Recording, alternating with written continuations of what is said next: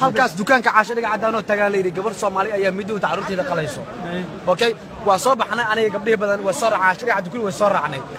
luuqaas albaabka gabar Pakistan naga furta albaabka wax naga furo la waayay gabdhaha kale xaga taagnayn guurka ana daaqada ka galay gabadhu guurka midii lagu sheegay gadaal ka buuqaysay waa u yeernay waa garacna baa ku firweysay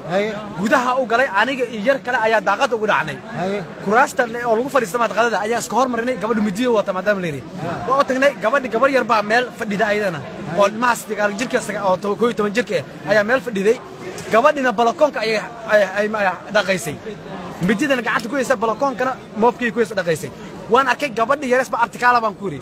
gabadhi way soo gabadhi way furfireed waa soo dafa gabadhi banaanka u soo bixiyay alaabti gabadhana gurka banaanka ay taalaa dan waxa dhacday gabadh markaas bixi gabdhihi Soomaaliya ku sinay waxaan dhahay anaga rag ee gabdhow adinka rag aan hay gabadhina qaawanta laga yaabaa adinka gudaha gala la soo arka gabdhihi waxay noo cabsanayna waan la galnay marka la gal gabadhi oo meesh midi soo wadato soo socoto balakoonka ka socota aragnay waa laga soo wada cararay anigu waan ka haray xaq gurigay ku keenay maba ku garanayo bab midiga dhoofatay midida la qabsa asiri haddana midida way rogatay saanay soo tiri gabdhihi dhan way u soo carareen waa ka soo carareen baabka soo xiratay booliiska waxa ka la sheeg ana waxaan aan yaa booliis la wicin ilaa gabadha midida ka qaadna ka bacda booliis wacno booliis way soo galeen saddex nin iyo laba ninkaas geeska cad ahaayeen ninka wasada gabadhi baabka ka soo baxday midida ayada wadato markaas la soo aaday aan yiro meesha jiray ka dhaqa meesha midida sanadkii ma sanad ugu dhafanaysa ka dhaqa meesha ninkan awe ninkaas timaha dheer ninka timaha mujida sharka cad timaha madow ninka timaha madow leh baa ku yimid staag bay gabadha nooshka ku tiri miisaayida buf abada caloosha ku dhacay gabadha sanadti la ilaaha illa allah jab hayr ku dambeeyay ninka timaha cad geeska u xidhan gacanta u tiiran inay dhimatay waa dhimasho caloosha u dhacday xabad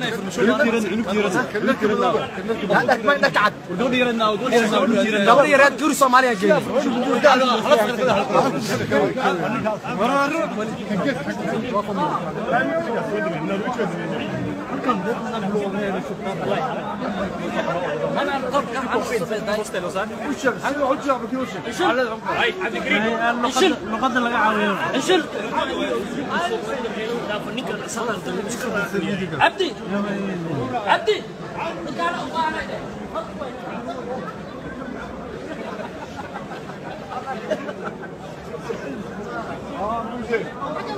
من أصل الأداء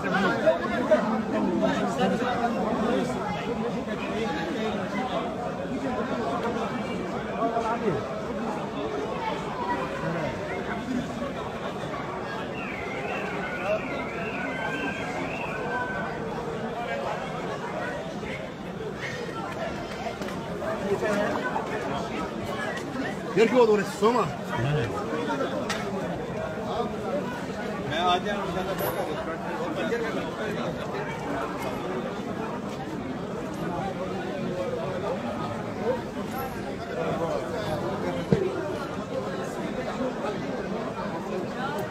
وجدين ماشان waxa ka dhacay dib fara badan oo gabar Soomaaliyeed